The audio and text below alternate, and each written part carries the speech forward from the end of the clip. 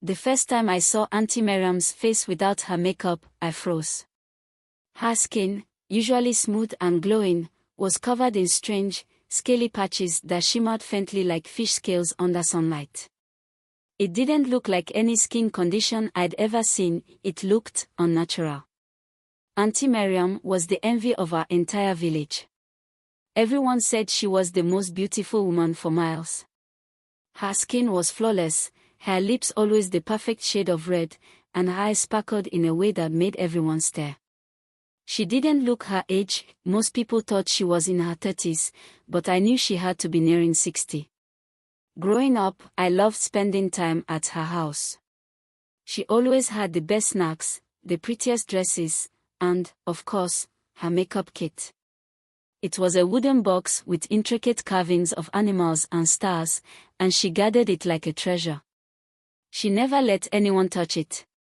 One evening, when I was about 16, Auntie Miriam came back from the market looking tired. She rushed into her room and called me in after a while. I found her sitting in front of her mirror, her makeup half done. "Abina, come here," she said, her voice soft but firm. "I need you to help me. My hands are shaking."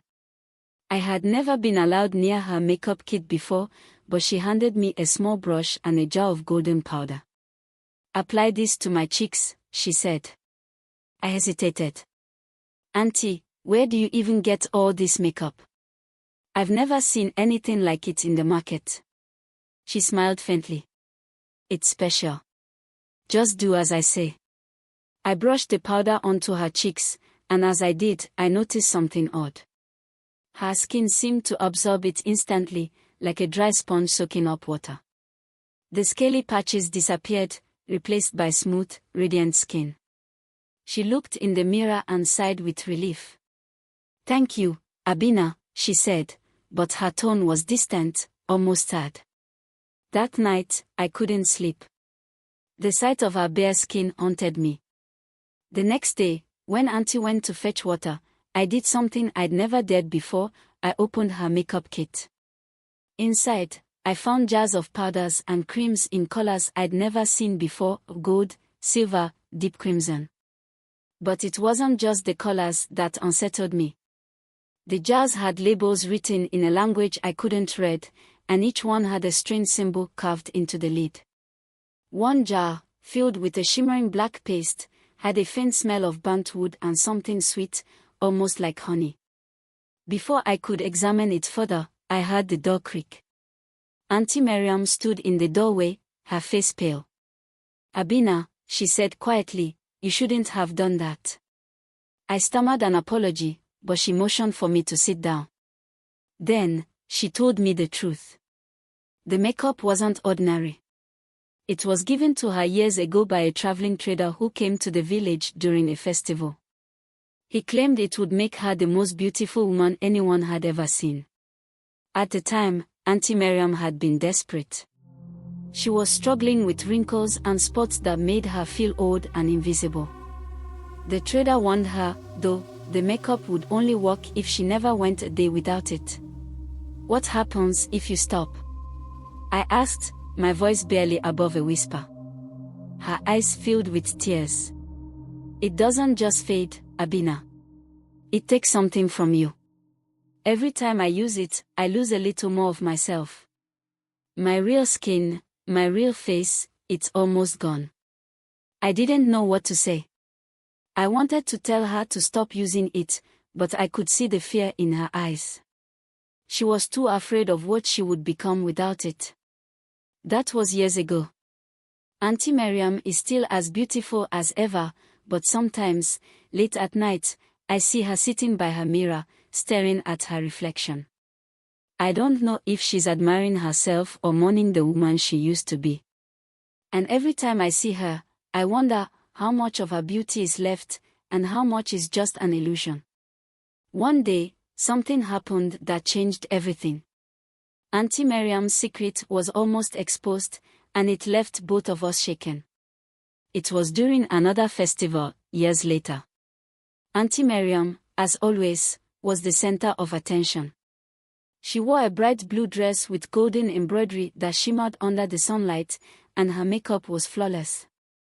People flocked around her, complimenting her beauty, asking for her skincare secrets. She smiled and laughed, but I could see the tension in her eyes. As the sun set, the village drummers began to play, and everyone gathered around the fire for the traditional dances.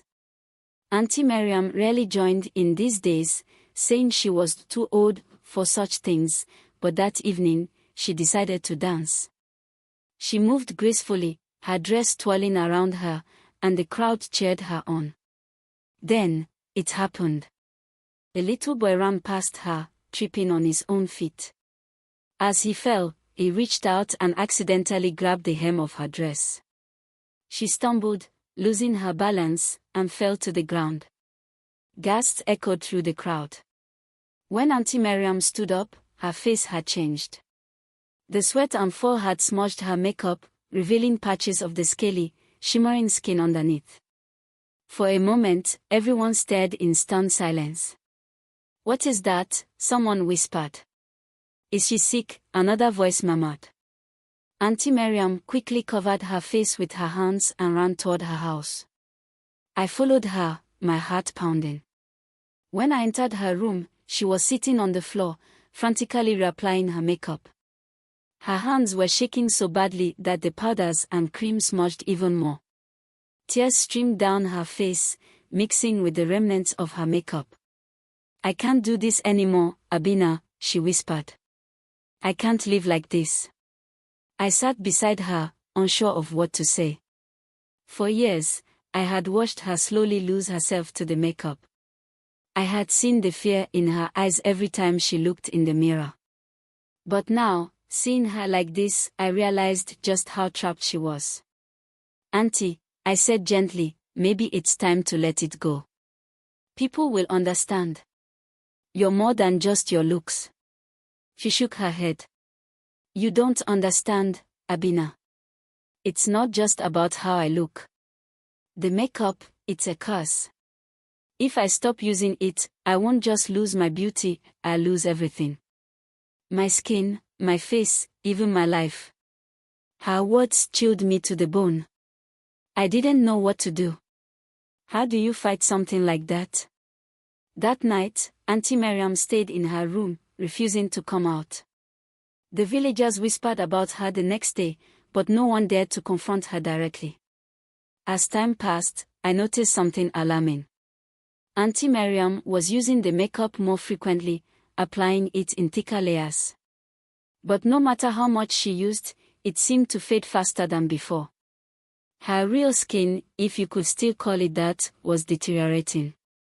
The scales spread, and her reflection in the mirror became more unrecognizable. One evening, she called me into her room.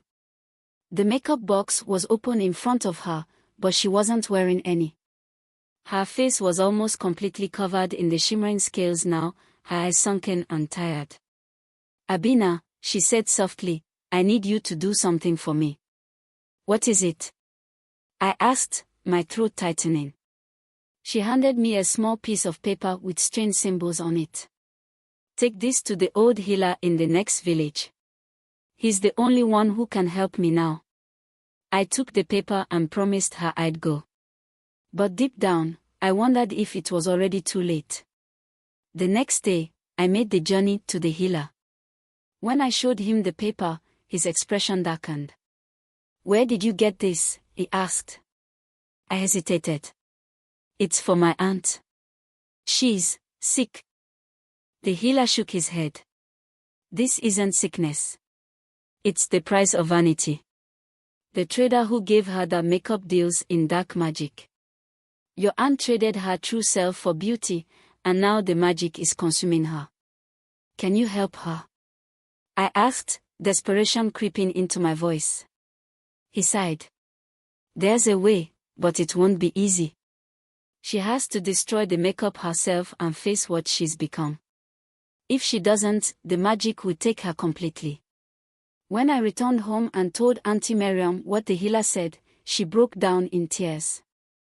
She didn't want to let go of the makeup even though it was destroying her. In the end, It was her choice. I could only watch and hope she found the strength to save herself. To this day, I don't know what became of the trader who cursed her or how many others he tricked. But every time I see someone chasing beauty at any cost, I think of Auntie Miriam and the price she paid for a gift that turned into a curse.